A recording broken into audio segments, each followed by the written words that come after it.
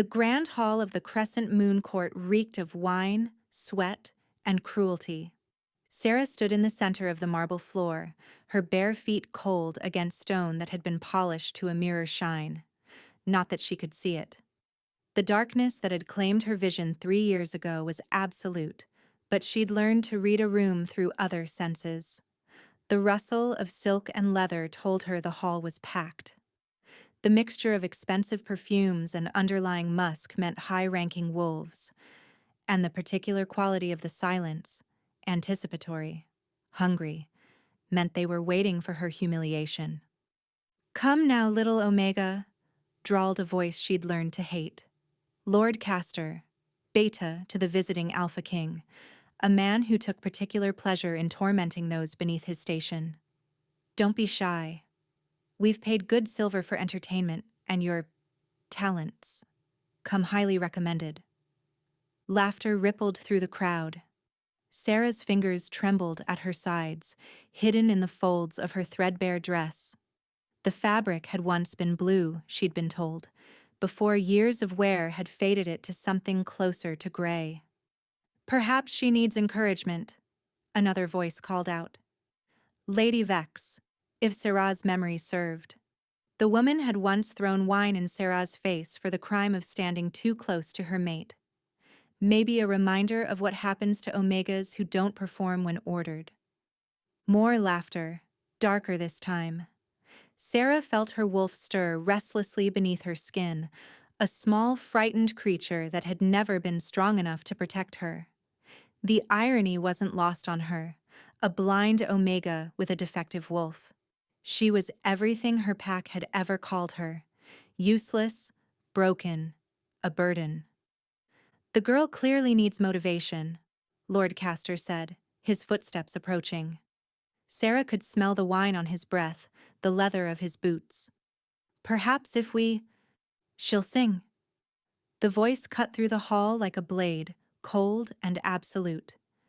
Matron Thorne, the woman who technically owned Sarah's contract of servitude. "Won't you, dear?" It wasn't a question. Sarah knew what would happen if she refused. Another night locked in the cellar. Another day without food. Another casual backhand that would leave bruises no one would see or care about. "Yes, matron," Sarah whispered. "Louder," Matron Thorne hissed. "These fine lords and ladies paid to hear you. Don't disappoint them." Sarah lifted her chin, trying to find some scrap of dignity in this moment. Her mother had once told her she had a gift, that her voice was touched by the moon goddess herself. That was before the fever that took her sight. Before her father died defending their pack's borders. Before she'd been sold into servitude to pay debts that shouldn't have existed. Her grandmother had taught her healing once, how to help herbs grow stronger, how to ease pain with a gentle touch. Plants had seemed to flourish under her care, and small wounds closed faster when she tended them. Sarah remembered the way her grandmother's eyes would glow softly golden when she worked her magic, how she'd warned Sarah to keep her own small gift hidden. "They fear what they don't understand, child," her grandmother had said, "especially in an Omega." After the fever took her sight, Matron Thorne had forbidden such unnatural practices. Magic in an Omega was dangerous, she'd said. Better to pretend it didn't exist. So Sarah had locked that part of herself away, along with so many other things.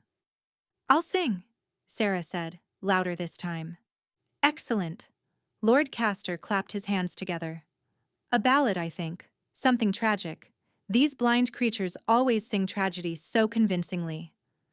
The crowd erupted in cruel amusement. Sarah closed her sightless eyes, a habit she'd never quite broken, and reached for the one thing they couldn't take from her. The music that lived in her bones, the melodies that had kept her sane through 3 years of servitude. She began to sing. The song was old, taught to her by her grandmother. A tale of lost love and ancient magic, of wolves who'd forgotten what it meant to be wild. Her voice, clear and achingly pure, filled the grand hall. She sang of moonlight on snow, of forests that remembered when wolves ran free, of bonds that transcended pack law and social rank. For a moment, just a moment, the mocking laughter died.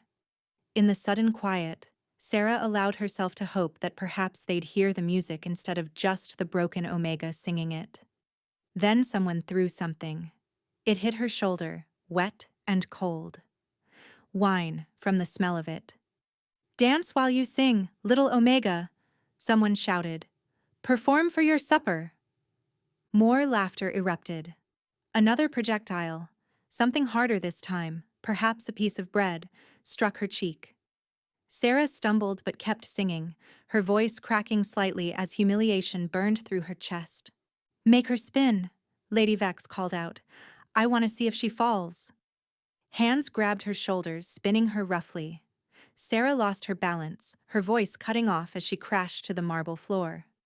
Pain lanced through her knees and palms. The crowd's laughter became deafening. "Get up," Matron Thorne commanded. "Get up and finish the song."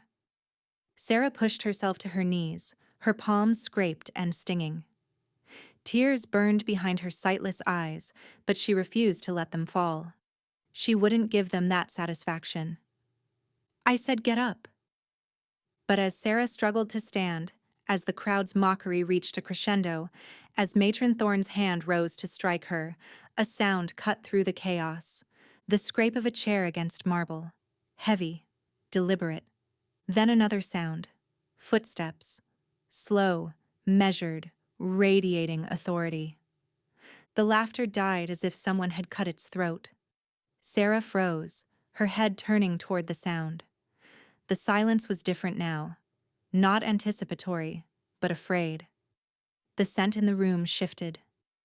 Where before there had been cruel amusement, now there was only terror. And beneath it all, cutting through everything else, was a scent that made her wolf sit up and take notice for the first time in years. Ancient pine and winter mountains, wild things and midnight hunts. Power. Someone, something, was moving through the crowd. Sarah could hear people scrambling out of the way, chairs scraping, gasps and whispered apologies. "Your Majesty." Lord Castor's voice had lost all its mocking cruelty. Now it shook with fear. "We were merely—" Silence. The single word carried such authority that Sarah felt it in her bones. Her wolf, that small, frightened creature that had never been strong enough, suddenly surged against her skin, whining. "Mate," her wolf whispered. "Mate, mate, mate." Number. That was impossible. Omegas didn't have true mates. Everyone knew that. They were too weak, too low-ranking. The moon goddess didn't waste such gifts on... Footsteps stopped directly in front of her. Sarah remained frozen on her knees, her head bowed, her scraped palm still pressed against the cold marble. "Look at me." The voice was deep, commanding, but there was something else in it, something that made her chest ache. "I can't," Sarah whispered. I'm blind, my lord." Silence stretched. Then, impossibly, she felt fingers beneath her chin, tilting her face upward. The touch was gentle, at odds with the barely leashed fury she could sense radiating from this man. "Then let me see you," he said quietly. His scent enveloped her. Ancient pine and winter mountains and something wild that made her wolf howl with recognition.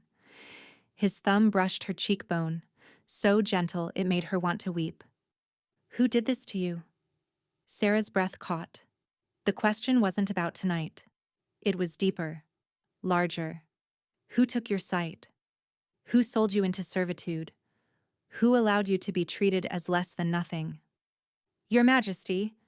Matron Thorne's voice was obsequious now, dripping false sweetness. "The girl is my legal ward. Her father's debts." "I asked her." The words cracked like a whip. "Not you." Sarah's heart hammered against her ribs. She could feel the entire court holding its breath, waiting to see what the Alpha King would do. Part of her wanted to speak, to tell him everything. but 3 years of servitude had taught her caution. "I am no one, my lord," she finally said. "Just an omega. Not worth your concern. Let me be the judge of that." His hand moved from her chin to her shoulder, and suddenly she was being lifted to her feet with effortless strength. She swayed, disoriented, but his hand steadied her. "Lord Castor," the Alpha King said, his voice carrying across the hall. "You call this entertainment?" "I... we... the Omega is..." "The Omega," he interrupted, "has a name." "What is it?" The question was directed at Sarah. She licked her lips, her mouth suddenly dry. "Sarah," she whispered. "Sarah Night Whisper. Sarah." He said her name like a prayer, like a promise. "How much does the matron claim you owe?" Sarah's hands twisted in her skirt. "I don't know the exact..." 200 gold pieces, Matron Thorne interjected quickly, plus interest and fees for her care these past 3 years. It comes to 500, the Alpha King said flatly. "I'll pay 1,000. The hall erupted in gasps and whispered exclamations. Sarah felt the floor tilt beneath her feet. "Your Majesty." Matron Thorne's voice was greedy now, barely contained. 1,000 gold for a blind Omega? Surely you don't... 2,000 then. His voice was cold as winter. "And that's my final offer. Refuse it, and I'll have my investigators look into how a war hero's daughter ended up in servitude when pack law clearly states his sacrifice should have absolved all family debts." Silence. Then, frantically, "Sold. The girl is yours, Majesty." Sarah couldn't breathe. 2,000 gold. For her. It was impossible. It was dash dash. "Can you walk?" The Alpha King's voice was gentle again, meant only for her. Yes, I think so." "Then come with me." His hand found hers, warm and calloused and impossibly gentle. As he led her toward what she assumed was the exit, Sarah heard Lady Vex whisper to someone, "The Alpha King Cale Ravenscar, buying a blind Omega? Has he gone mad?" Cale Ravenscar. The name resonated through Sarah like a bell. The Nightfall King, they called him. Youngest Alpha to ever unite the northern packs. Ruthless in battle, unmerciful to his enemies, and rumored to have executed his own father for crimes against pack law. And he'd just paid a fortune for a broken Omega he didn't know. As they stepped out of the grand hall into what felt like cooler air, Sarah finally found her voice. "Why?" she asked. "Why would you do that?" Kyle stopped walking. She could feel him turn to face her, could feel the weight of his gaze even though she couldn't see it. "Because," he said quietly, "the moon goddess has a cruel sense of humor. And because the moment you started singing, my wolf recognized what my mind refused to believe." Sarah's breath caught. "What do you mean?" His hand tightened around hers, just slightly. When he spoke again, his voice carried wonder and something that sounded like dread. "You're my mate, Sarah Night Whisper, my true mate, and I don't know whether to curse the goddess or thank her." Sarah's world had narrowed to 3 things: the warm hand holding hers, the impossible words still echoing in her ears, and the frantic beating of her heart. "Mate," he said, "mate." "That's not possible," she heard herself say. The words came out shaky, disbelieving. "Omegas don't have true mates. Everyone knows that." Cale made a sound that might have been a laugh if it wasn't so bitter. "Everyone knows many things that aren't true." His thumb traced gentle patterns across her knuckles. "Can't you feel it? The pull?" Sarah wanted to deny it, but that would be a lie. From the moment she'd caught his scent, something had awakened in her. Her wolf, silent and frightened for so long, was practically howling with recognition now. And there was something else. A thread of awareness connecting her to him, gossamer thin but undeniably present. "I feel something," she admitted quietly. But that doesn't mean— Your Majesty, a new voice interrupted, male and breathless. Your Majesty, the matron is demanding written proof of payment, and Lord Castor is asking if you intend to return to the banquet and— Tell Castor the entertainment portion of the evening is concluded, Kale said coldly. Permanently. If he wishes to continue our trade negotiations, he'll ensure that no member of his court ever treats an Omega in such a manner again. But sire, the treaty is worthless if it's built on the suffering of the defenseless. Kale's voice carried an edge that made Sarah grateful she wasn't the target of his anger. And tell the matron she'll have her coin by morning. Now leave us. Footsteps retreated hastily. Sarah heard a door close, and suddenly she was acutely aware that they were alone. Or at least, alone enough. Where are we? She asked. A corridor off the main hall. Private enough. There was a pause. I'm sorry. You must be overwhelmed. Overwhelmed was putting it mildly. Hours ago, she'd been resigned to another night of humiliation and cruelty. Now she stood in a private corridor with the Alpha King, who claimed she was his mate and had just paid a small fortune for her freedom. I don't understand any of this, Sarah said. Her free hand came up to her throat, a nervous gesture. Why would the moon goddess— I'm broken, blind, weak. You're the Nightfall King. You could have any dash. Don't. The single word cut through her self-deprecation. Don't diminish yourself. Not in front of me. Not ever. The fierce protectiveness in his voice made her chest tight. This was Kale Ravenscar, the king who'd supposedly killed his own father without mercy, showing gentleness to a blind Omega he'd just met. I'm not diminishing myself, Sarah said quietly. I'm stating facts. My pack couldn't afford to keep me after I lost my sight. My father's debts were paid when he died defending pack territory. Pack law is explicit about that. Kale's anger wasn't directed at her, but she could feel it radiating off him in waves. Someone lied to you. Someone sold you into servitude illegally. Sarah's breath caught. That's not— Matron Thorne said— What did she say? That my father died owing 3 years' worth of back taxes. That without him, I couldn't support myself. That servitude was better than being cast out as a rogue. Sarah's voice dropped to a whisper. She said she was being kind. The growl that rumbled through Kale's chest was pure wolf, pure alpha fury.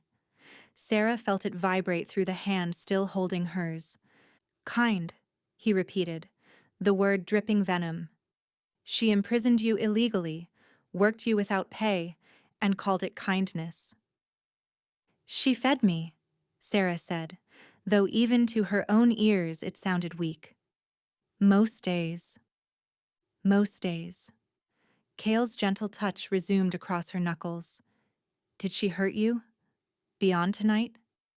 Sarah wanted to lie. Wanted to say it hadn't been that bad, but something about this man, about the bond humming between them, made deception feel wrong. Sometimes, she admitted, when I was too slow with my chores, or when she'd had too much wine, or when she just felt like it. Sarah shrugged, trying to make it seem less than it was. It could have been worse. It should have been nothing. Kyle's voice was quiet now, deadly. You were under her care. She owed you protection, not pain. Tears burned behind Sarah's sightless eyes. When was the last time someone had been angry on her behalf? When had anyone cared if she hurt? You don't know me, she whispered. Why do you care so much? Because you're mine. The possessiveness in those 3 words should have frightened her. Instead, they made her wolf purr with satisfaction. I don't even know what that means, Sarah said. Being mates. I thought it was just stories. Things that happened to important wolves.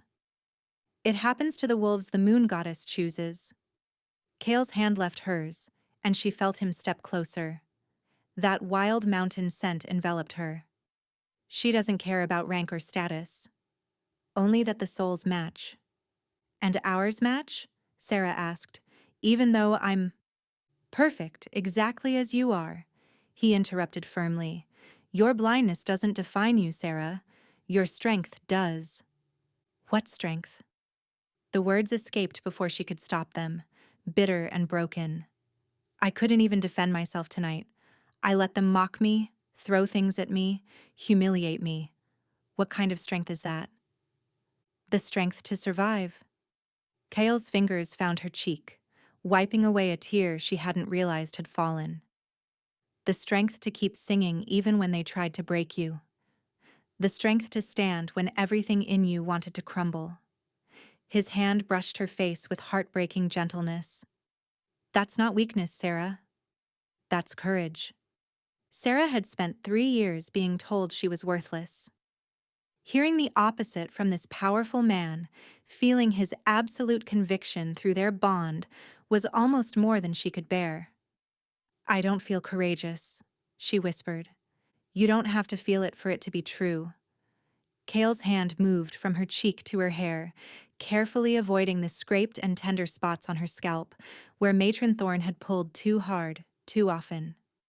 But you're exhausted and overwhelmed, and we have much to discuss that can wait for morning. Morning? Sarah frowned. You mean you're not leaving me somewhere? Leaving you? Kale sounded genuinely confused. You're my mate. Where would I leave you? I don't know. Back to Matron Thorne? Or to another pack? I just assumed. Sarah trailed off, suddenly uncertain. Sarah. Kyle's voice was very gentle now. I paid for your freedom. You belong to no one but yourself. But if you're willing, I'd like you to come with me to Nightfall Keep. You're home, Sarah breathed. You're home too, if you'll have it. It was too much. Too fast. Everything was happening too quickly, and Sarah felt like she was drowning in possibilities she'd never dared imagine. I don't have any belongings, she heard herself say. Just this dress. And it's not even really mine. Just something the matron gave me for tonight. Then we'll get you new clothes. Everything you need. I don't have any skills. Just singing and... Sarah. Kale's hands found hers again, holding them gently but firmly. Stop trying to convince me you're not worth keeping. It won't work. But you don't know me, Sarah protested weakly. Then let me. His hands held hers with steady warmth. Let me know you. Let me show you what it means to be treasured instead of tolerated. Sarah's breath hitched. And if I'm not what you think I am?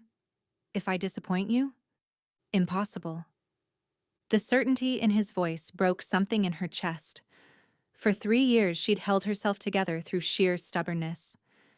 Now, faced with this impossible kindness, she felt her careful control crumbling. I'm blind, she said, and heard her voice crack. I can't do normal things. I'm slow. I make mistakes. You survived, Kyle interrupted firmly. You endured cruelty that would have destroyed a lesser wolf. You kept your dignity when they tried to strip it away. You sang beautifully even as they mocked you. Don't tell me you're not extraordinary, Sarah. I won't believe it. A sob caught in her throat, then another. And suddenly she was crying in earnest, tears streaming down her face as 3 years of suppressed pain and loneliness came pouring out. Strong arms wrapped around her, pulling her against a broad chest. Kale held her as she wept, one hand cradling the back of her head while the other pressed against her spine. He didn't tell her to stop, didn't tell her it was unseemly for an Omega to cry. He just held her and let her break apart, his presence a steady anchor in her storm of emotion. I've got you, he murmured against her hair. I've got you, and I'm not letting go. Sarah clung to him, her fingers fisting in his formal jacket. She knew she was probably ruining the expensive fabric with her tears, but she couldn't stop. Couldn't do anything but hold on and let herself feel everything she'd been too afraid to feel for so long. When the storm finally passed, leaving her exhausted and wrung out, Sarah realized she was still in his arms. And more surprising, she didn't want to leave them. "I'm sorry," she mumbled against his chest. "I ruined your jacket. I have others." There was a smile in his voice. "Feeling better?" "Feeling empty," Sarah admitted. "Like I've been carrying something heavy for a long time, and now it's gone." "Good." Kyle's hand resumed its gentle stroking through her hair. "You don't have to carry anything alone anymore." Sarah pulled back slightly, and he let her, though his hands remained on her waist as if he couldn't quite bear to stop touching her entirely. "What happens now?" she asked. "Now," Kyle said, "I take you home. Introduce you to your new rooms, your new life. Tomorrow, we'll deal with the paperwork to formally dissolve your servitude contract. The day after, we'll start investigating who lied about your father's debts and why. And after that?" "After that." Cale paused, and Sarah wished desperately that she could see his face, read his expression. "After that, we figure out what it means to be mates. Together. At whatever pace you need." "You're being very patient," Sarah said quietly. "For an alpha king. I heard you killed your own father." "I did." There was no shame in his voice, only cold finality. "He was selling pack members into servitude, falsifying debt records, profiting from the suffering of those he should have protected." A pause. "Does that frighten you?" Sarah considered the question seriously. It should frighten her. She was standing in the arms of a man who'd committed patricide, but all she could think about was what Cale had said about her father's debts, about pack law, about illegal servitude. "No," she said finally. "It doesn't frighten me. It makes me think your father got what he deserved." Cale made a sound that might have been approval. "You're more bloodthirsty than you look, little mate." "I'm practical." Sarah tilted her head up toward where she sensed his face was. "If you're cruel to those who deserve protection, you've broken the most fundamental pack law. Alpha or not, the punishment is death." "That's exactly what the pack elders said during my trial." Cale's thumb traced her lower lip, making her breath catch. "Most wolves would have hesitated, called it murder." "Most wolves didn't spend 3 years in illegal servitude," Sarah countered. "I know what happens when alphas forget their duty." "And what do you think about an alpha who remembers his duty?" Cale asked softly. Sarah felt her cheeks heat. I think I'd like to find out." The tension between them shifted, becoming charged with something that made her wolf whine with want. Sarah had never been kissed, never been touched with desire. Omegas and servitude were off limits to most wolves, and she'd been too blind and broken for anyone to notice her that way regardless. But Kyle noticed her. That wild mountain scent was rich with interest, with carefully controlled desire. And the bond between them hummed with possibility. "Sarah," Cale said, his voice rough, "I want to kiss you."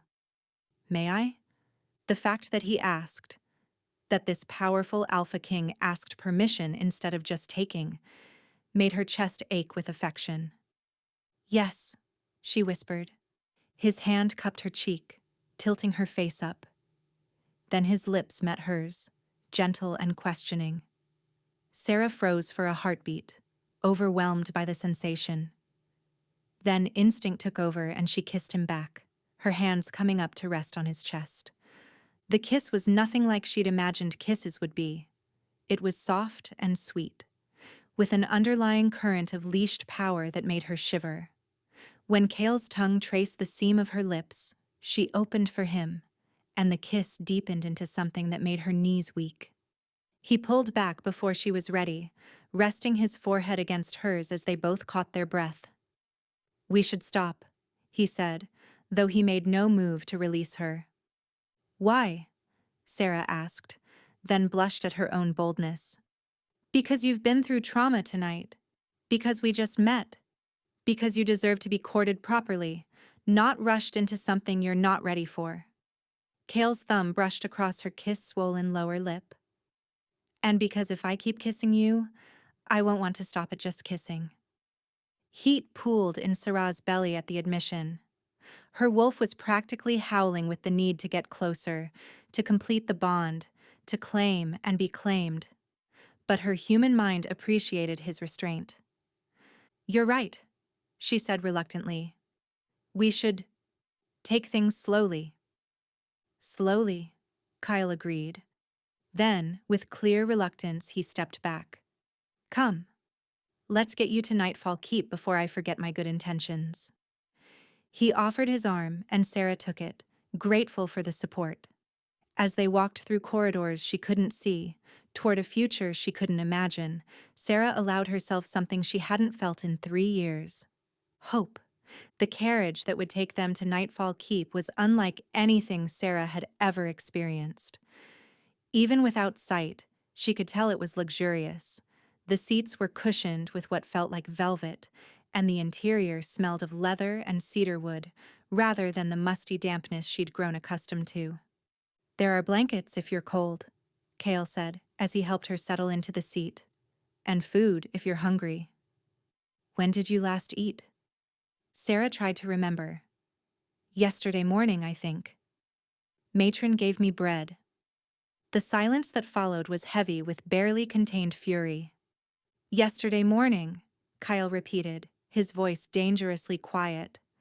"And tonight, she paraded you in front of the court to be mocked and humiliated." "She said I needed to earn my keep," Sarah said softly. Then, because honesty seemed important between them, "I'm used to being hungry." She heard Cale move, heard something being unwrapped. Then his hand found hers, pressing something warm and soft into her palm. "Eat," he commanded gently. "It's fresh bread with honey butter. There's also cheese, fruit, and cold meat if you want it." Sarah's stomach growled audibly, making her blush. She brought the bread to her lips and took a tentative bite. The explosion of flavor. Real butter, real honey, bread that was fresh and soft, made her want to weep again. "Good?" Kyle asked. "It's..." Sarah swallowed hard. "It's wonderful." She ate slowly, savoring every bite while Kyle told her about Nightfall Keep. His voice was soothing, painting pictures with words of soaring towers and ancient forests, of pack members who would welcome her, and rooms that would be hers alone. "You'll have your own suite," he said, "connected to mine, but separate. Your own space, your own sanctuary. I've already sent word ahead to have it prepared." Sarah paused mid-bite. "Connected to yours?" "For the bond," Cale explained. "Mates need proximity, especially in the beginning. Being too far apart causes discomfort. But you'll have privacy whenever you need it. Locks on the doors that only you control." The thoughtfulness of it, giving her both closeness and autonomy, made her chest tight. "Thank you," she said quietly. "You don't have to thank me for basic respect, Sarah. Maybe not. But I'm grateful anyway." The carriage rolled on through the night. Sarah finished eating and found herself growing drowsy, lulled by the motion and Cale's deep voice. At some point, she felt him shift closer. "Rest," he murmured. "We have another hour before we reach the keep. I'll wake you when we arrive." Sarah meant to protest, to say she wasn't tired, but the warmth of his presence and the safety she felt for the first time in years pulled her under like a gentle tide. She woke to the sensation of being carried. "Easy," Cale's voice rumbled against her ear. "We've arrived. You were sleeping so deeply I didn't want to wake you." Sarah became aware that she was cradled against his chest, his arms secure beneath her knees and shoulders. The night air was cool on her face, carrying scents of pine and mountain stone.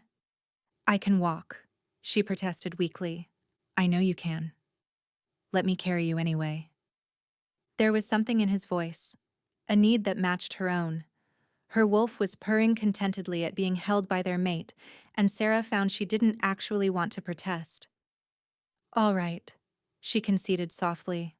Kale carried her through what sounded like a massive doorway. The acoustics changed, becoming more enclosed. Sarah heard footsteps, multiple people moving nearby. "Your Majesty," a woman's voice, older and warm. "Welcome home. And this must be—" "My mate," Kyle said firmly. "Sarah Night Whisper. Sarah, this is Greta, my head of household." "My lady."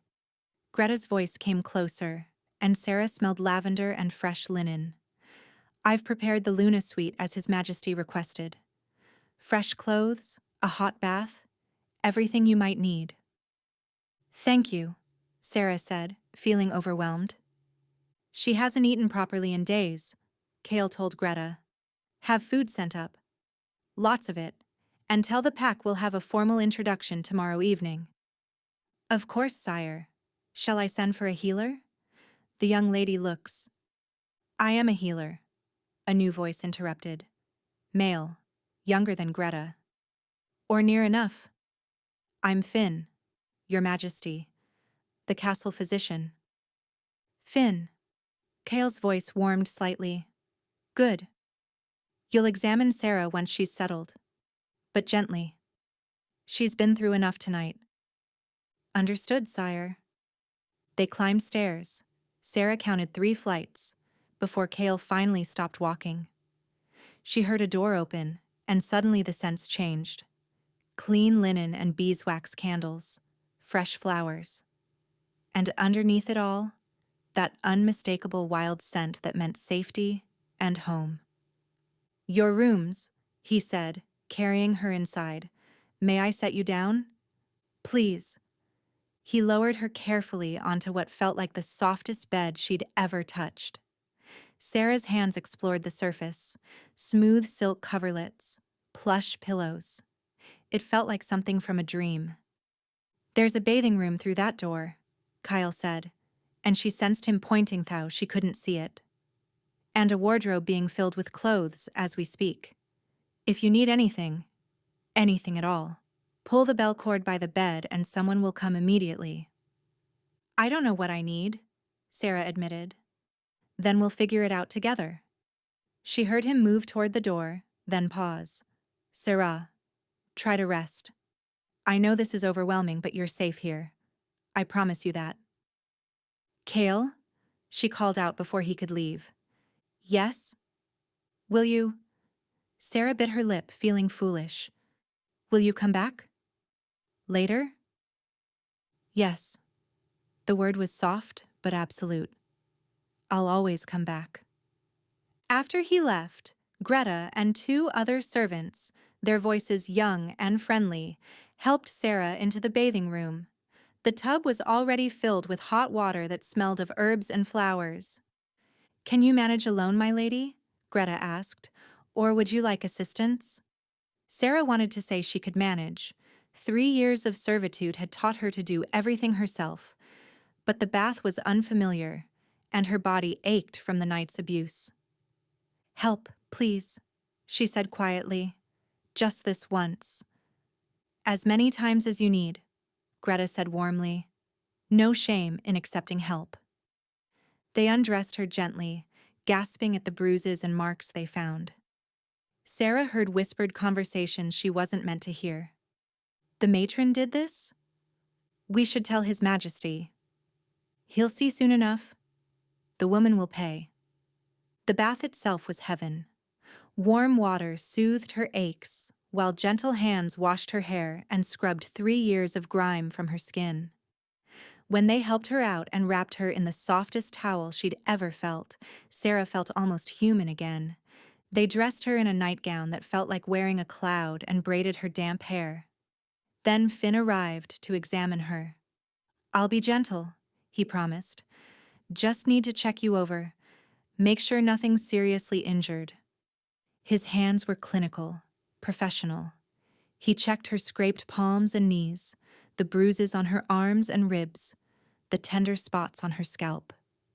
Mostly superficial, he said finally. Nothing that won't heal. But you're severely underweight and showing signs of prolonged malnutrition. We'll need to get proper food into you. Build your strength back up. Will that help? Sarah asked. With the blindness? Finn was quiet for a moment. May I ask how you lost your sight? Fever. 3 years ago, I woke up one morning and couldn't see. She heard him moving, felt his fingers gently examining her eyes. Your eyes look structurally sound. It's possible the fever damaged something in your brain rather than your eyes themselves. But honestly, I've never seen a case quite like yours. So it's permanent.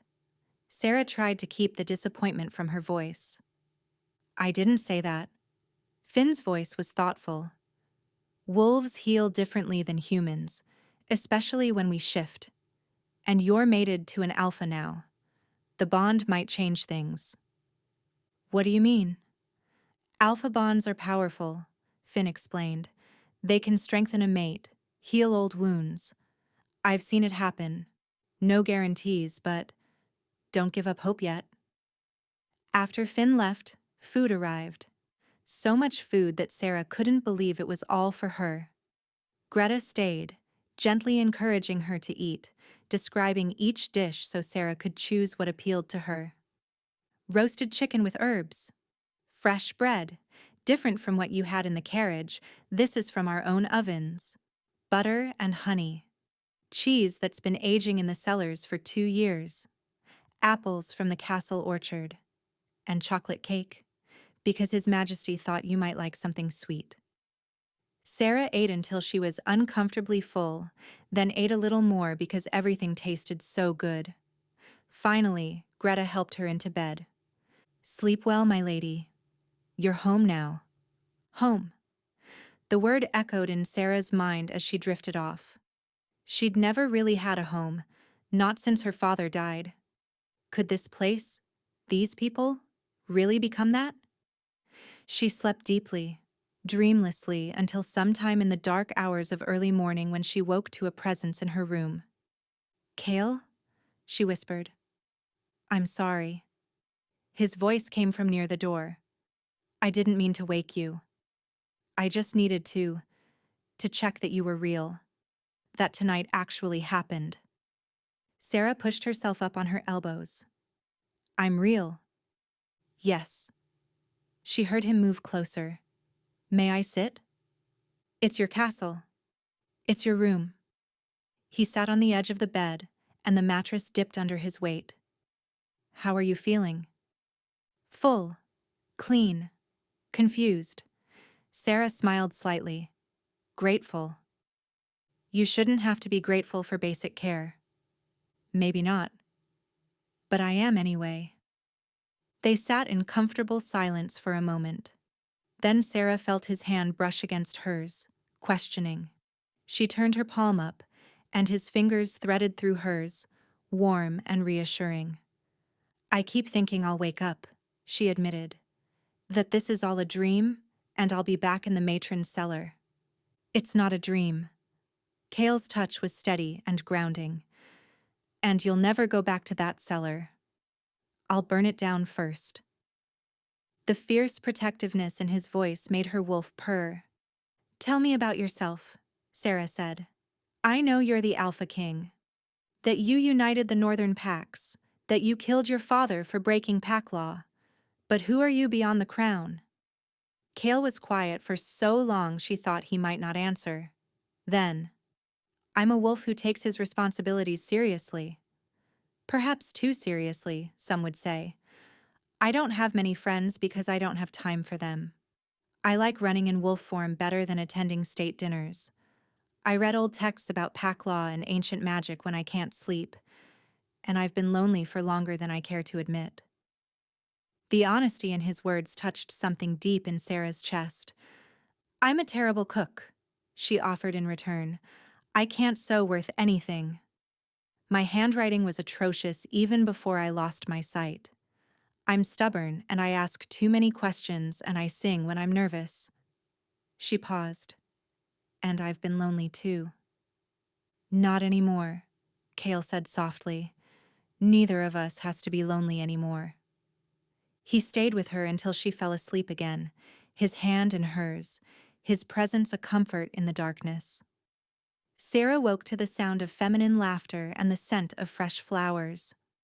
"Oh, good, you're awake." An unfamiliar voice, young and bright. "I'm Lyra, one of His Majesty's. Well, one of your guards now, I suppose. And this is my sister Mira." "Guards?" Sarah sat up, confused. "Personal guard," another voice confirmed. "Mira, presumably. His Majesty assigned us to you this morning. For protection and to help you navigate the keep until you're comfortable." "I don't need guards," Sarah protested.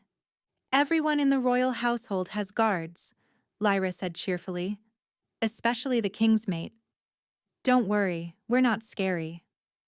"Well, Mira's a little scary in combat, but otherwise we're quite pleasant." "Lyra," Mira said warningly. "What?" "It's true." Despite her confusion, Sarah found herself smiling. "It's nice to meet you both." "We've brought breakfast," Lyra continued, "and His Majesty requests your presence in his study when you're ready. No rush, though. He said to let you wake naturally." They helped her dress in clothes softer than anything she'd ever worn, then guided her through the castle. Sarah tried to memorize the route, down 3 flights of stairs, left at the corridor that smelled of beeswax, right at the one that carried the scent of the kitchens. "Nervous?" Mira asked quietly as they approached what Sarah assumed was the study. "A little," Sarah admitted. "Don't be." He's been pacing all morning like an expectant father. It's quite endearing, actually. The study door opened before they could knock. "Sarah." Kyle's voice was warm with welcome. "Come in, please." "Lyra, Mira, thank you." The guards departed, and suddenly Sarah was alone with Kale again. She heard him move closer, felt his hand cup her cheek. "Did you sleep well?" "Better than I have in years," she admitted. "You?" "Not much. I kept thinking about you." His touch was gentle against her skin. "I have something for you." He pressed something smooth and wooden into her hands. Sarah's fingers explored it. Some kind of staff, carved and polished, reaching from the floor to about her chest height. "A walking stick," Kale explained. "Made from mountain ash. It should help you navigate more independently. And..." He hesitated. "I've been thinking about your blindness." Sarah stiffened. "Kale, if you're going to say I need to be healed or fixed..." "No," he interrupted firmly. "You don't need to be fixed. But I want to explore options if you're willing. Not to change you, but to give you tools. There are wolves with gifts that might help. Wolves who can create magical sight, or share their vision temporarily. And there's the possibility that the mate bond itself might..." A knock at the door interrupted him. "Sire," came a male voice, "the matron Thorne is here. She's demanding an audience." Kale's growl was immediate and visceral.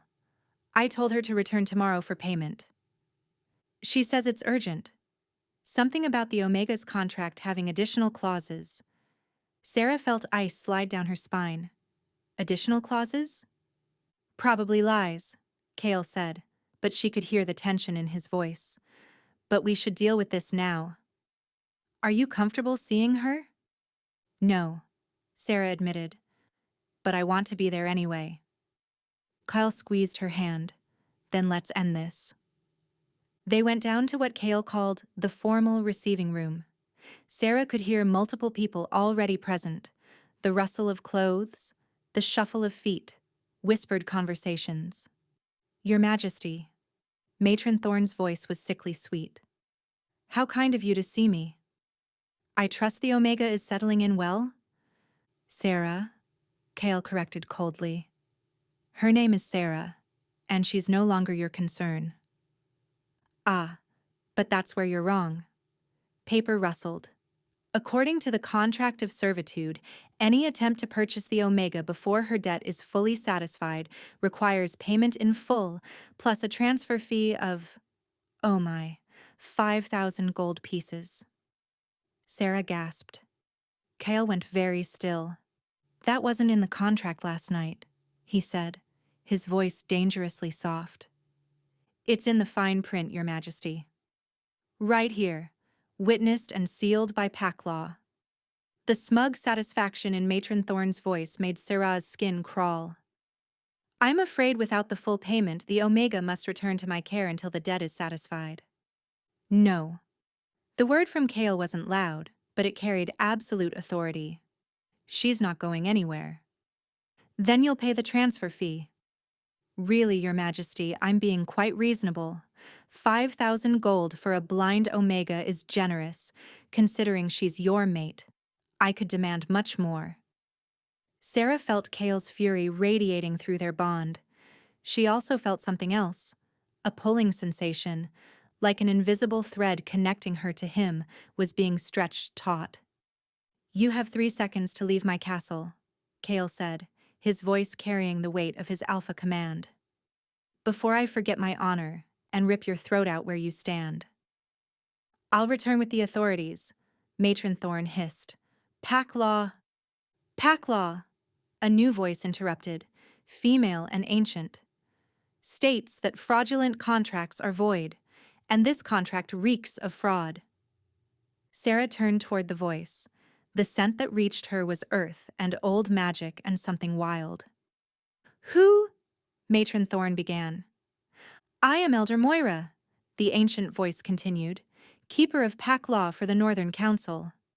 And I've been investigating you, Matron Thorne, for quite some time. I don't know what you're talking about. Don't you? Elder Moira's voice was sharp as broken glass. Perhaps you'd like to explain how you've acquired 37 Omegas over the past 5 years, all claiming debts of deceased family members? All conveniently blind, deaf, or otherwise disabled? Silence. Then, frantically, they were legally acquired. They were stolen. Elder Moira's voice carried the weight of absolute authority. You falsified debt records, bribed officials, sold vulnerable pack members into illegal servitude, and you've been padding your pockets with their labor ever since. You can't prove. I can prove everything, and I'm placing you under arrest for crimes against pack law. Guards. What happened next occurred in a blur. Sarah heard Matron Thorne scream, heard the crash of furniture as she tried to run, then a snarl. Not quite human, not quite wolf, and the sound of a scuffle. Sarah, get back. Kale's hand found her arm, pulling her behind him. But Sarah was already feeling it. That pulling sensation in her chest had become a burning. The bond between her and Kale was reacting to the danger, to her fear, to something primal and old. Kale, she gasped. Something's wrong. I feel... Heat exploded through her body. Not painful exactly, but overwhelming.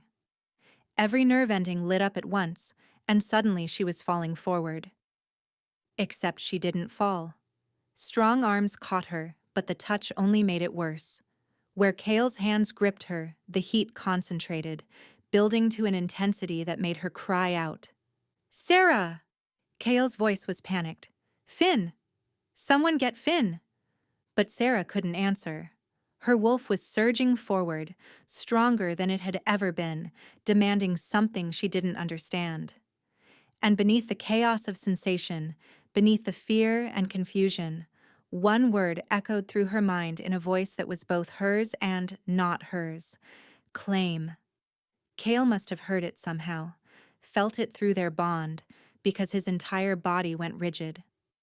No, he said, but his voice was strained. Not like this. Sarah, you have to fight it. You're not ready. We're not. Alpha. Elder Moira's voice cut through his protest. The bond has been triggered. Forcing her to fight it will only cause more pain. She doesn't know what she's doing. Then guide her. The elder's voice was firm, but not unkind. The first claiming is always instinctual. Let her wolf lead. Sarah barely heard the conversation.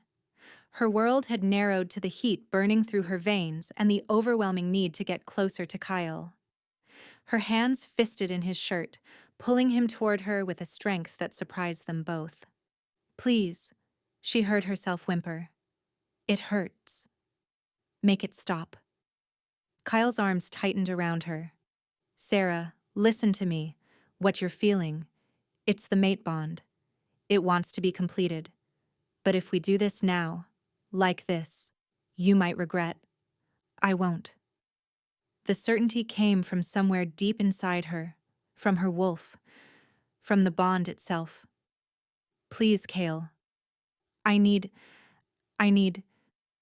She couldn't finish the sentence, couldn't articulate what her body was demanding. But Kale seemed to understand. He swept her up into his arms, carrying her swiftly from the room.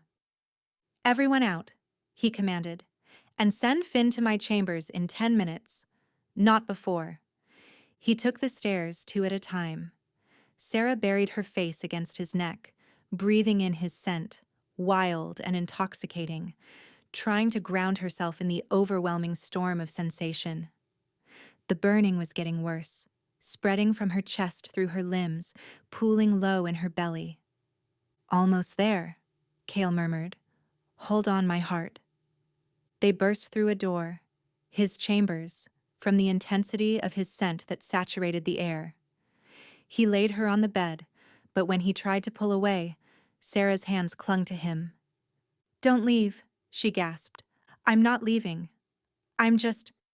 He stopped, groaned. Sarah, your eyes. What about them? They're glowing. Gold. Like mine do when my wolf is close to the surface. Sarah's breath caught. What's happening to me? The bond. Kale's hand cupped her cheek, his thumb brushing her lower lip. It's trying to complete itself. To tie your wolf to mine permanently. His voice dropped to a whisper. I'm so sorry. If I'd known this would happen, I would have prepared you better. Prepared me how? Sarah arched against him as another wave of heat rolled through her. The claiming bite. Kale's voice was strained. For mates, it's intimate. Your wolf wants to mark me as yours, and mine wants to mark you. It's usually done during... He stopped, clearly struggling. It's usually done during mating. Understanding crashed through Sarah. Oh. Yes. Oh. Kale's forehead pressed against hers. So you see why we need to stop this? You're not ready. We barely know each other. If I take advantage of... You're not taking advantage, Sarah interrupted. Her hands found his face, trembling fingers tracing features she couldn't see. I know we just met. I know this is fast. But my wolf knows you, Kyle, and I trust her. Sarah, please. She pulled him closer, her lips finding his jaw, his throat. Her wolf was guiding her, teaching her what she'd never been taught. Please. I need you. I need this. Kyle shuddered against her. If we do this, he said roughly, there's no going back. The bond will be permanent, unbreakable. You'll be tied to me for life. Good, Sarah whispered. Tie me to you. Make me yours. The growl that rumbled through Kale's chest was pure alpha, pure wolf. His control snapped like a thread pulled too tight, and suddenly his mouth was on hers, demanding and desperate. Sarah kissed him back with equal desperation, her body arching into his as the burning intensified.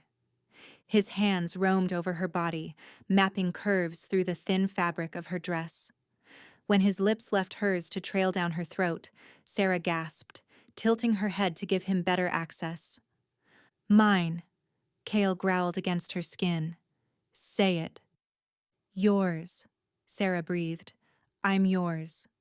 His teeth grazed the junction of her neck and shoulder, right over her pulse point. The sensation sent electricity racing through her veins. Her wolf surged forward, howling in triumph, demanding completion. Kale, she whimpered. Please. I can't. It's too much. I know. His voice was barely human now, roughened by his wolf. I've got you. Just let go. Let your wolf take over. Sarah surrendered to the instinct burning through her. Her hands found their way under his shirt, exploring the hard planes of his chest and back. When her fingers found his shoulders, her wolf guided her to lean forward, to press her mouth to the same spot on his throat where he'd been kissing hers. Yes, Kale hissed. Do it. Claim me. Sarah's teeth found his skin. For a heartbeat, she hesitated. This was permanent, irrevocable, binding. Then the bond surged, and her teeth sank deep. The reaction was immediate and explosive.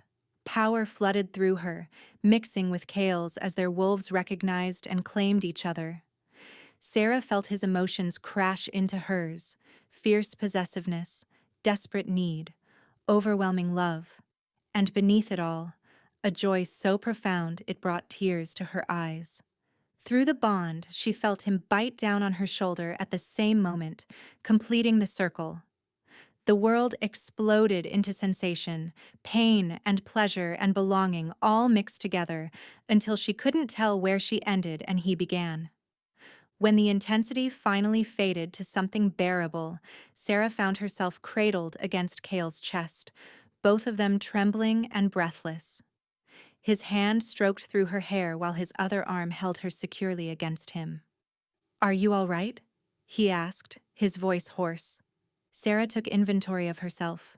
The burning was gone, replaced by a warm contentment that settled into her bones. Her wolf was purring with satisfaction, completely at peace for the first time since they'd met. And there was something else. Something new. Through the bond, she could feel Kyle. Not just his emotions, but his presence. A constant awareness of him that was somehow comforting rather than intrusive. I'm perfect, she said softly. Is it always like that? No. Kyle pressed a kiss to her forehead. That was extraordinary. The bond is stronger than I've ever heard of it being. Is that bad? No, my heart. It's perfect. He pulled back slightly. Sarah, your eyes. Still glowing? No, they're open. And you're looking right at me. Sarah's breath caught. I can't see you. Are you sure? Kale's hand came up, waving in front of her face. And suddenly, impossibly, Sarah could see movement. Not clearly. It was more like shadows and light, blurred shapes that her mind couldn't quite interpret. But it was something. More than the absolute darkness she'd lived with for 3 years. I see, she whispered. Not much, but something. How is that possible? The bond. Kyle sounded awed. It's sharing my wolf senses with you. Not full sight, but enough to navigate, enough to see shapes and movement. Tears spilled down Sarah's cheeks. I can see you, she breathed, staring at the blurred shape that was Kale's face. Not clearly, but I can see you. He pulled her close again, and she felt his chest shake with emotion. The moon goddess has been kind, he murmured against her hair. So very kind. A knock at the door made them both jump. Your Majesty? Finn's voice called. I was told to wait 10 minutes. It's been 12. May I enter? Kyle pulled a blanket over them both, making them decent. Come in. Finn entered, followed by Elder Moira. The ancient wolf took one look at them and smiled. The bond is complete, she said with satisfaction. I can feel it from here. How do you feel, young Omega? Different, Sarah admitted. Stronger. And I can I can see a little. Shapes and shadows. The alpha's gift to his mate. Elder Moira nodded. Your wolves are sharing senses now. It will grow stronger over time, as you learn to use it. She turned to Kale. You've done well, Alpha King. The bond is stable and strong. And the matron? Kale asked. In custody. She'll face trial before the full Northern Council. Elder Moira's voice hardened, as will the other officials she bribed. The 37 Omegas she imprisoned will all be freed, their true families located if possible, and proper compensation paid. Relief flooded through Sarah. Others would be saved because of what happened tonight. After Finn had checked them both and proclaimed them healthy, after Elder Moira had left with promises to return for the formal mating ceremony, Sarah and Kale were finally alone. I should let you rest, Kale said, but made no move to leave the bed. Stay, Sarah said, curling into his warmth. Please. Always, he promised, pulling her close. Always. As Sarah drifted toward sleep, she marveled at how much had changed in just 2 days. She'd gone from a blind, broken Omega being mocked for entertainment to a claimed mate of the Alpha King, with partial sight restored, and a future she'd never dared dream of. Kale? She murmured sleepily. Thank you. For standing up, for seeing me when everyone else looked away. His arms tightened around her. Thank you for being brave enough to survive until I found you. My fierce, perfect mate. Sarah smiled and let herself fall asleep, safe in the arms of the wolf who'd chosen her, bound to him by a love that transcended logic and reason. Sarah was learning what it meant to be the Alpha King's mate, and every moment was a revelation. It meant waking wrapped in Kale's arms, his steady heartbeat a comfort against her ear. It meant breakfast in bed while he told her about pack business, asking her opinion on matters she'd never imagined anyone would value. It meant afternoon walks through gardens where she could now see the blurred shapes of flowers and trees, her new wolf sight growing stronger each day. It meant being happy in a way she'd never thought possible. Stop frowning, Kyle murmured against her hair. They were in his study. Sarah perched on his desk while he reviewed documents. I can feel your worry through the bond. I'm not worried, Sarah lied. My heart. His hand found hers, squeezing gently. We promised honesty, remember? Sarah sighed. It's the formal introduction tonight, meeting the entire pack. What? What? Reject you? Kyle set down his papers and pulled her into his lap. Impossible. You're their Luna now, chosen by their Alpha and blessed by the moon goddess. I'm a blind Omega with no training, no education, no... You're a survivor, with a gift for music, a kind heart, and more strength than any wolf I've met. Kale nuzzled her throat, right over the claiming mark that was now a permanent silver scar.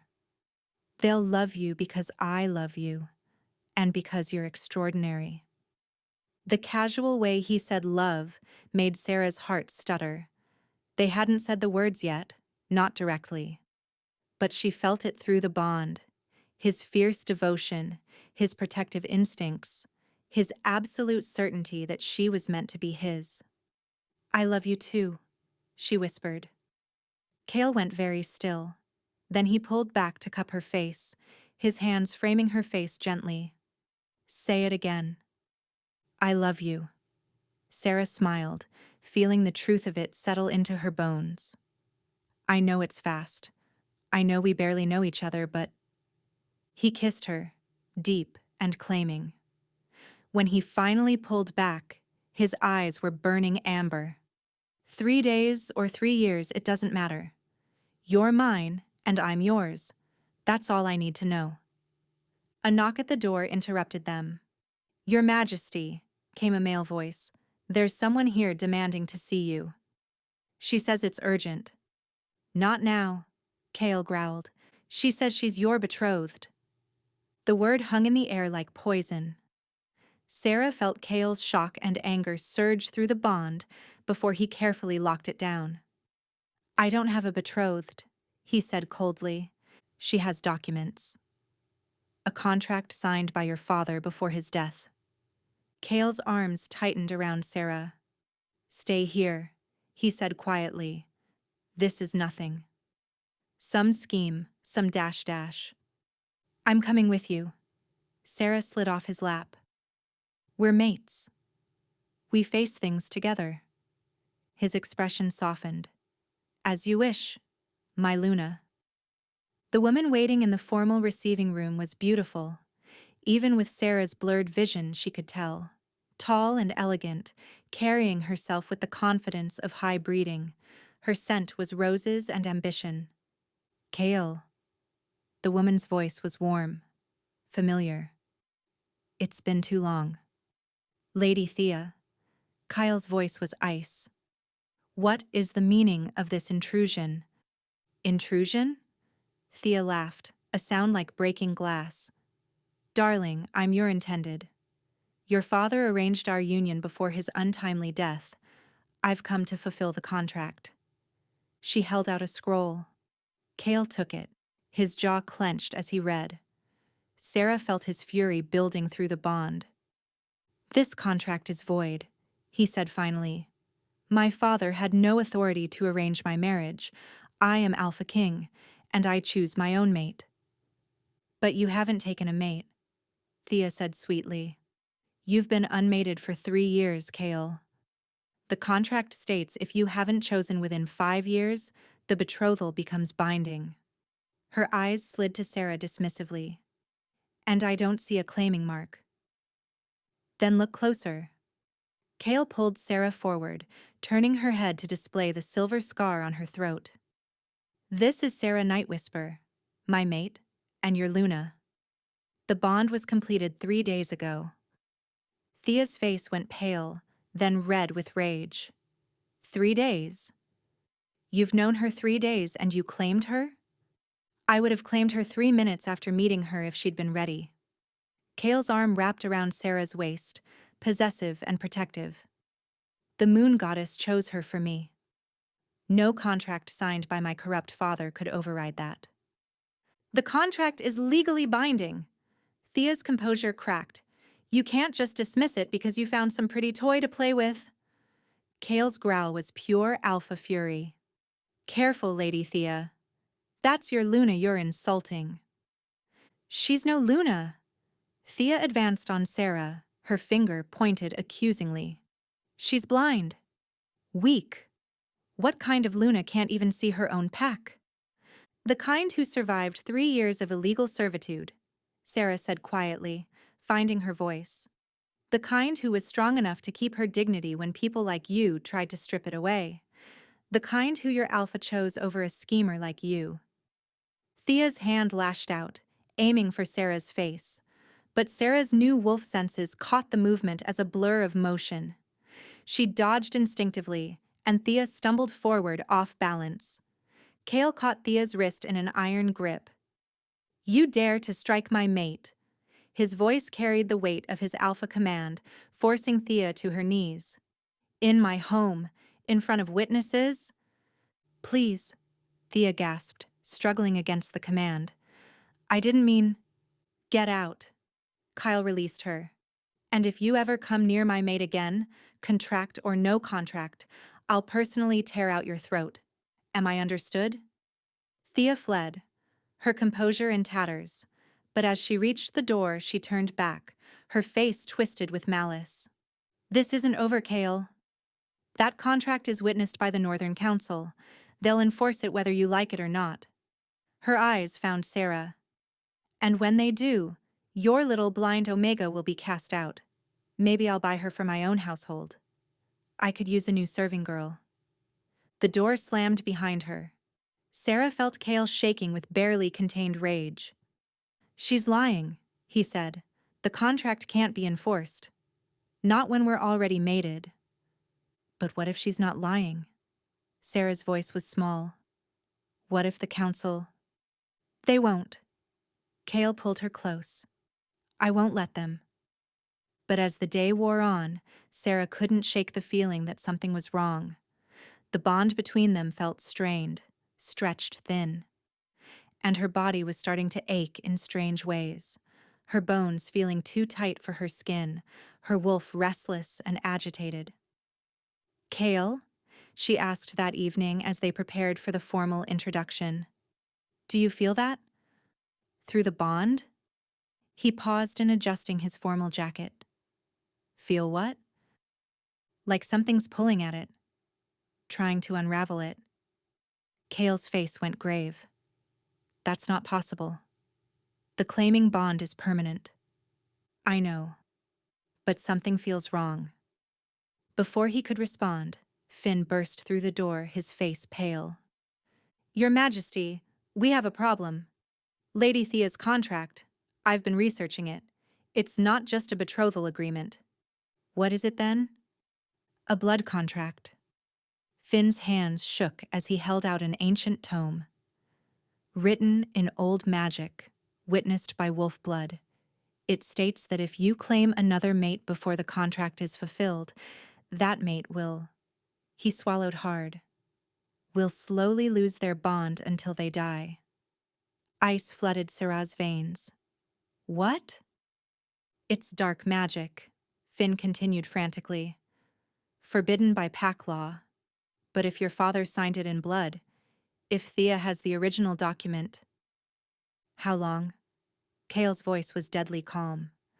The book says 7 days from the claiming. After that, the bond deteriorates until... Finn couldn't finish. 7 days, Sarah whispered. We have 1 week. Kale's hands clenched into fists. There has to be a way to break it. There is. Elder Moira appeared in the doorway, her ancient face grave. But unless... No, that's impossible. Moon Blessed haven't appeared in a century. I won't give you false hope with legends. What do you mean? Sarah demanded. The old texts speak of wolves blessed directly by the moon goddess. Moon-blessed, they're called. They have power beyond normal wolves, including the ability to break dark curses. Elder Moira shook her head. But they're myth. Legend. I've never seen one in all my years. Then what other options do we have? Kyle's voice carried desperation.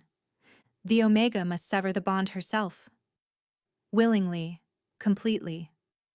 Elder Moira's eyes were sad. Only then will the blood contract be satisfied and her life spared. No. Kale pulled Sarah against him. There has to be another way. There isn't. Elder Moira stepped forward. I've spent the day researching. The blood contract is absolute. Either she severs the bond or she dies. Those are the only options. Then we kill Thea, Kyle snarled. If she's dead, the contract transfers to her next of kin. Her sister, in this case, who would simply continue the curse. Elder Moira shook her head. Your father was thorough in his cruelty. Sarah felt Kale's anguish through the bond, mixing with her own. To have found each other, claimed each other, loved each other, only to have it ripped away by an old man's ambition. How long do I have?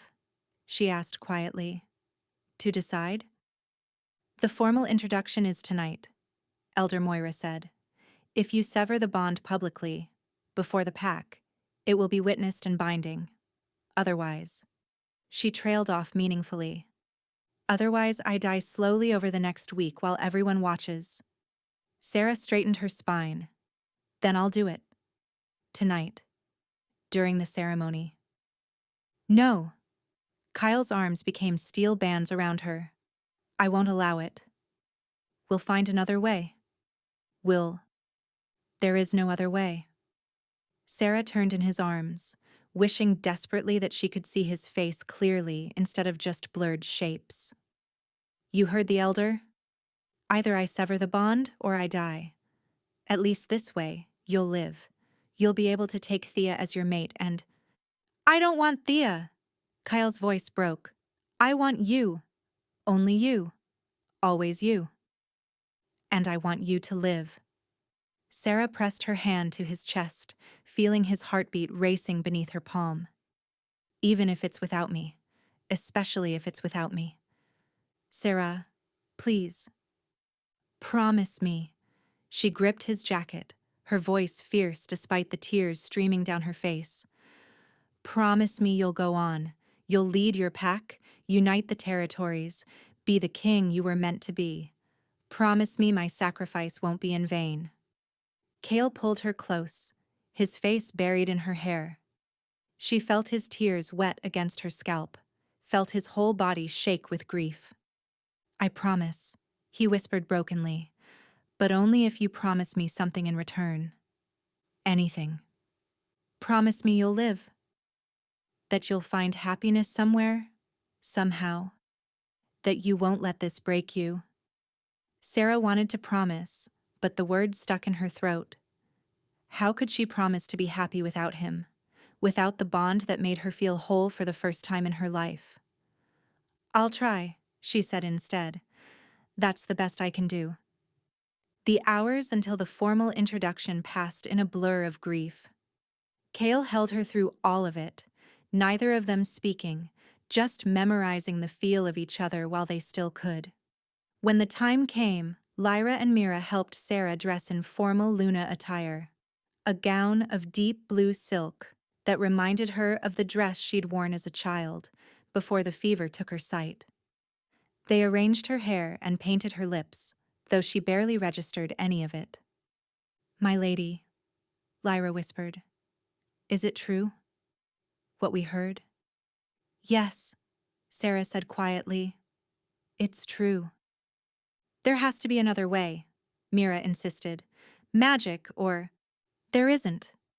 Sarah managed a smile she didn't feel. But it's all right. At least I got 3 days of happiness. That's more than I ever expected to have. The formal receiving hall was packed with wolves from across the Northern Territories. Sarah could sense hundreds of presences, all turned toward the raised platform where she and Kyle would stand. Ready? Cale asked, offering his arm. No, Sarah admitted. But let's do this anyway. They walked through the crowd together, Sarah's wolf sight picking up blurred shapes parting to let them pass. She heard whispers, felt curious stares, but kept her chin high and her hand steady on Cale's arm. At the platform, Cale helped her up the steps. Elder Moira waited there, along with other pack elders she didn't recognize. The ancient wolf's face was grave, but kind. Alpha Cale Ravenscar, Elder Moira's voice carried across the hall. You have called us here to introduce your mate and Luna. Do you confirm the bond? I do, Cale said, his voice steady despite the anguish Sarah felt through their connection. And you, Sarah Night Whisper. Do you accept the title of Luna and the responsibility it carries? I do. Sarah's voice didn't shake. She'd learned long ago how to keep her fear hidden. Then by the power vested in me by the Northern Council, I recognize. Stop! Thea's voice cut through the ceremony. She stood at the edge of the crowd holding a scroll. I invoke the blood contract signed by the former Alpha King. This union is forbidden. Murmurs rippled through the crowd. Elder Moira's expression darkened. The blood contract is acknowledged, she said gravely. Do you accept its terms, Alpha King? Cale's hand tightened on Sarah's. I reject them. No contract written by my corrupt father has power over my mate choice. The magic doesn't care about your feelings, Thea said coldly. The contract is binding. Either you take me as your mate, or the Omega dies.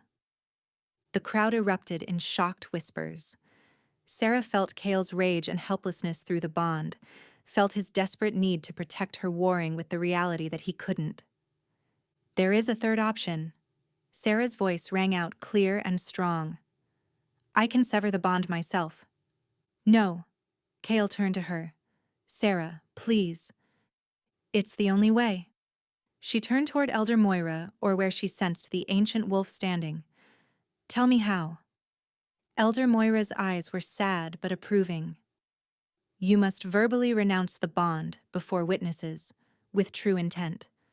The magic will do the rest. Sarah nodded. She turned to face Kyle, wishing desperately that she could see his face one last time with true clarity. Kale Ravenscar, she began, her voice carrying across the silent hall. I, Sarah Nightwhisper, do hereby. Pain exploded through her chest. Not the stretched, thin feeling from before, but something new and violent. Her vision, her precious wolf sight that had let her see blurred shapes and movement, suddenly sharpened into perfect clarity. Sarah gasped, stumbling backward. Because she could see. Not blurred shapes, but actual sight. Perfect and clear and overwhelming. And what she saw made her blood run cold. Threads of dark magic wrapped around Thea like a spider's web, pulsing with malevolent energy. More threads connected Thea to the scroll in her hands, and from there to... The contract is fake, Sarah breathed. What? Kale steadied her. The blood magic. I can see it now. Sarah pointed at Thea, her newly restored vision picking out every detail. It's not coming from your father's signature. It's coming from her. She's feeding it power, sustaining the curse herself. Elder Moira moved faster than seemed possible for her ancient frame. She snatched the scroll from Thea's hands and held it up to the light. She's right. The signature is forged. This is fresh magic, not 3 years old. Thea's face went white. That's not... I didn't... You used blood magic to forge a contract. Elder Moira's voice carried absolute authority. You cursed an innocent Omega and tried to force an Alpha into a false bond. These are capital crimes. No. Thea tried to run, but wolves from the crowd grabbed her arms. It was supposed to work. The curse should have killed her by now. How is she... How am I still alive? Sarah stepped forward, her new sight making Thea's terrified face crystal clear. Because the moon goddess doesn't let dark magic win. Because true bonds can't be broken by false ones. And because I'm stronger than you ever imagined. As if in response to her words, Sarah felt power surge through her, not just from the bond, but from something deeper. Her wolf, silent and weak for so long, suddenly roared to life with a strength that made her gasp. Golden light erupted from Sarah's skin, spreading through the hall like dawn breaking. Where it touched the dark magic surrounding Thea, the curse shattered like glass. Thea screamed as the backlash hit her, dropping to her knees. The forged contract in Elder Moira's hands burst into flames, leaving nothing but ash. When the light faded, Sarah stood in the center of the platform, her eyes blazing gold, her body surrounded by a faint shimmer of power. And for the first time in 3 years, she could see everything with perfect clarity. Impossible, Elder Moira breathed. She's not just an Omega. She's a moon-blessed. The hall erupted in chaos. Wolves were shouting, some in awe, others in fear. Sarah stood frozen, trying to process what had just happened. She could see. Not the blurred wolf sight she'd grown used to, but actual vision. Sharp and clear and overwhelming. The faces of hundreds of wolves stared back at her. The soaring architecture of the hall with its ancient stones and hanging banners. And Kale. She could finally see Kale clearly. He was beautiful. Sharp features softened by wonder, dark hair falling across his forehead, and eyes lit with golden fire. But it was his expression that made her breath catch. Absolute awe mixed with fierce pride and love so intense it made her chest ache. Sarah, he breathed, reaching for her. Your eyes. I can see you, she whispered. I can actually see you. What is a moon-blessed? Someone shouted from the crowd. Elder Moira raised her hand for silence. A moon-blessed is a wolf touched directly by the moon goddess. They appear perhaps once in a generation, gifted with powers beyond normal wolves. She turned to Sarah, her ancient eyes sharp with assessment. This one had the gift even as a child, small healings, gentle magics that her grandmother helped her control. But the fever that stole her sight also sealed her greater power, hiding it until she was strong enough to wield it and desperate enough to need it. "Take her away!" Thea screamed from where guards held her. "She's dangerous. Unnatural. She'll destroy us all." Elder Moira silenced her with a look. "You will face trial for your crimes: blood magic, forgery, attempted murder of a Luna. The sentence would normally be death." "Wait," Sarah said. The word came out stronger than she intended, carrying an authority she didn't know she possessed. "She should face justice, yes, but not death." "She tried to kill you," Kyle growled, "and she failed." Sarah turned to face Thea, using her new sight to study the woman who'd tried to destroy her happiness. "She's not evil, just desperate. Ambitious. Someone taught her this magic, used her as a pawn." Sarah addressed Elder Moira. "I want her questioned. Find out who gave her the spell, who helped her forge the contract, then strip her of rank and exile her. Let her live with the knowledge that she failed." Murmurs of approval rippled through the crowd. Elder Moira nodded slowly. "The Luna shows mercy. Very well. It shall be as she says." The ancient wolf turned to the crowd. "Do any here challenge Sarah Nightwhisper's right to stand as Luna?" Silence. Then, starting from the front and spreading backward, every wolf in the hall dropped to one knee, heads bowed in submission. "All hail Luna Sarah," Elder Moira called. "Moon blessed and mate to our Alpha King, blessed by the goddess and chosen by our hearts." "All hail Luna Sarah," the crowd echoed. Tears streamed down Sarah's face as she looked out at hundreds of wolves accepting her, honoring her. A week ago she'd been a blind slave forced to sing for cruel entertainment. Now she stood as Luna, powerful and whole and loved. Kale's hand found hers, squeezing gently. Through the bond, she felt his overwhelming pride and love. "Shall we finish the ceremony?" Elder Moira asked with a slight smile. The formal introduction proceeded without further interruption. Sarah recited the Luna vows, her voice steady and clear. When Kale placed the Luna pendant around her neck, a crescent moon of silver and sapphire, the crowd cheered. Afterward, wolves lined up to meet their new Luna. Noble families, warriors, healers, merchants, children. Sarah greeted each one, using her new sight to read their faces, their postures. Most were genuinely welcoming. A few were skeptical but respectful. And some looked at her with something like hope. "My lady," an older woman said, bowing deeply, "I have a daughter. She lost her hearing in an accident 2 years ago. Could your gift?" Sarah felt Kyle tense beside her, ready to protect her from unreasonable demands. But when she looked at the woman's face, she saw only desperate hope. "I don't know if I can help," Sarah said honestly. "My power is new, unpredictable, but I'm willing to try." The woman's eyes filled with tears. "Thank you, Luna. Just the willingness to try means everything." As the line continued, Sarah realized what her role truly was. Not just mate to the Alpha King, but hope for those who'd been told they were broken. Living proof that Omega didn't mean weak, that blindness didn't mean useless, that the moon goddess valued all her children equally. Hours later, when the last well-wisher had departed, Kale swept Sarah into his arms and carried her from the hall. "Where are we going?" she asked, laughing. "Somewhere private." His eyes glowed with unmistakable intent. "I've been patient all evening, watching wolves meet my mate, touch her hand, make her smile.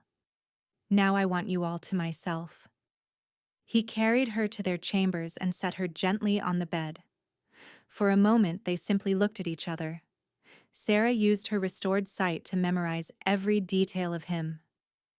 "What are you thinking?" Kale asked softly. "That you're beautiful," Sarah admitted, "and that I'm the luckiest Omega alive." "I'm the lucky one."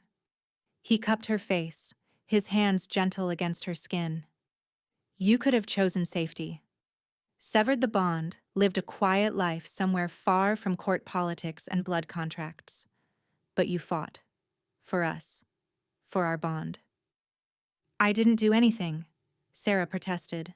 The goddess gave you power," Kale interrupted. "But you chose to use it for good. You showed mercy to someone who tried to kill you. You offered hope to wolves who'd lost it. That wasn't divine intervention, Sarah. That was you."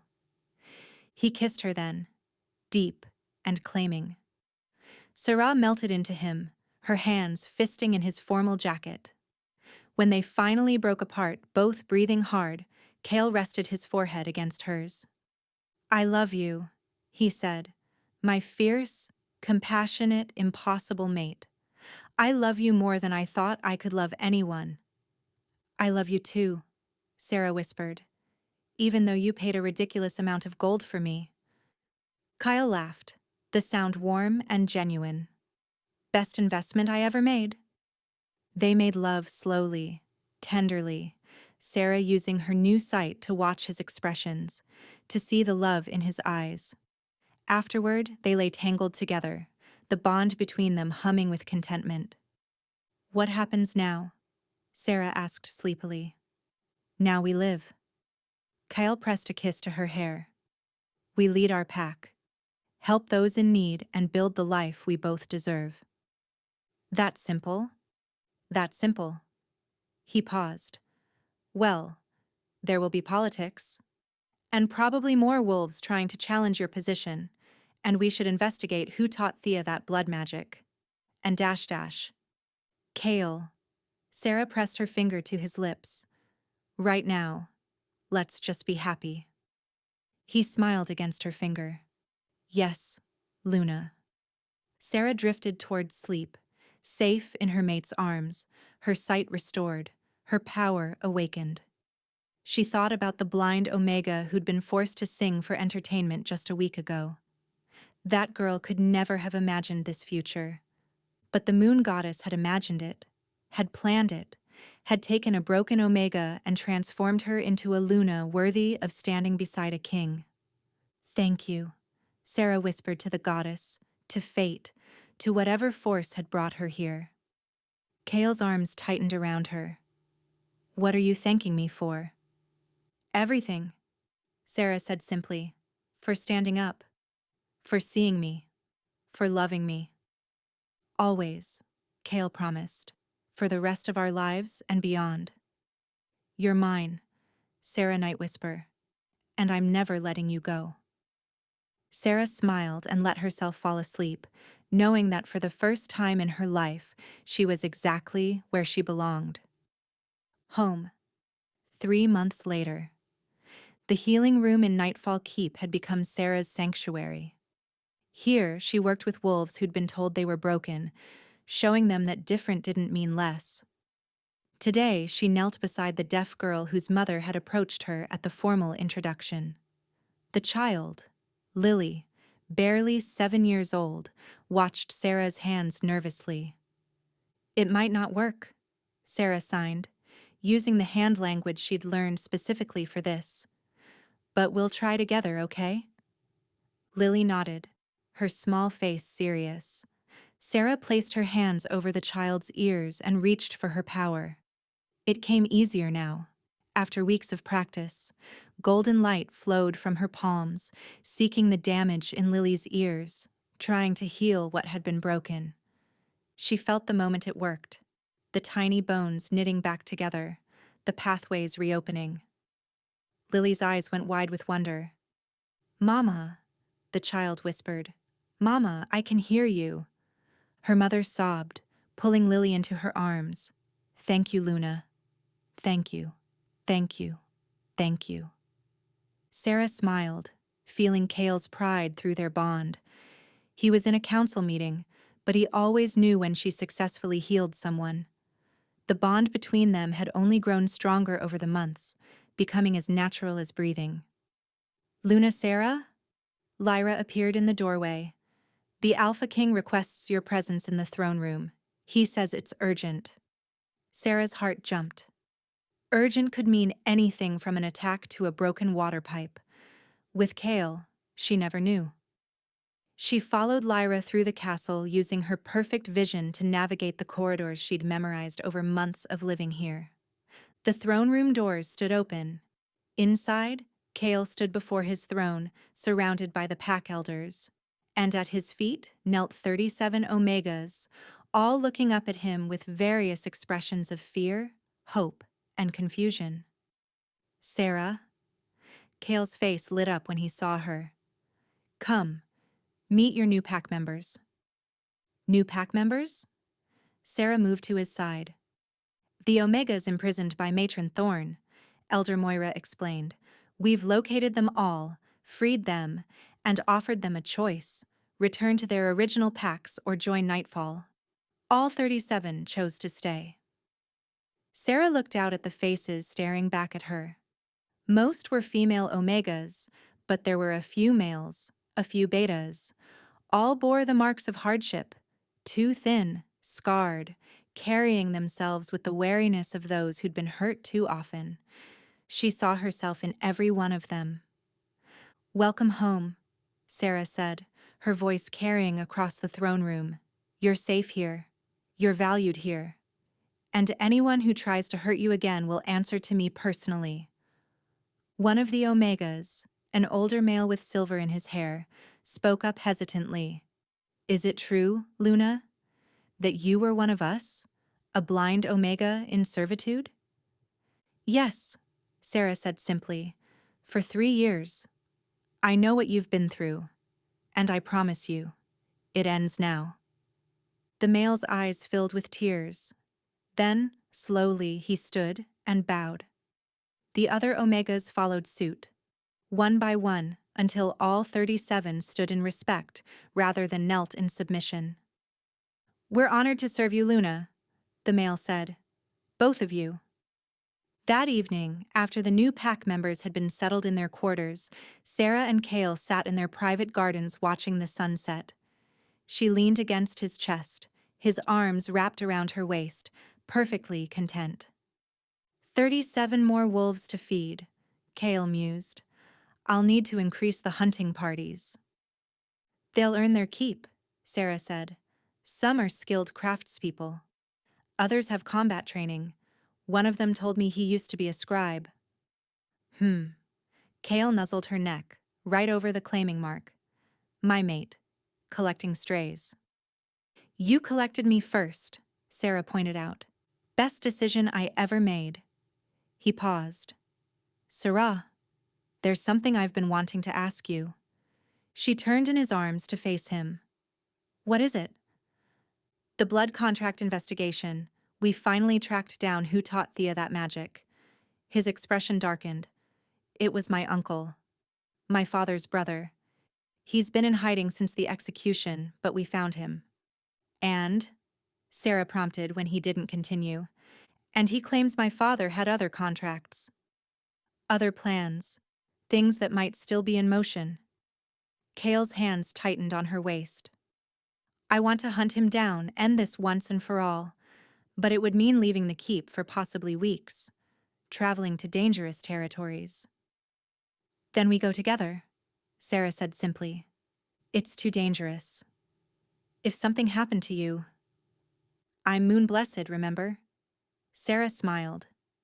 "I can break curses and heal wounds. And more importantly, I'm your mate. You're Luna. Where you go, I go." Kale studied her face for a long moment. Then he smiled, fierce and proud. "Very well, my Luna. We hunt together." "When do we leave?" "Tomorrow at dawn." He pulled her close. "Which means we should make the most of tonight." Sarah laughed as he stood, lifting her in his arms.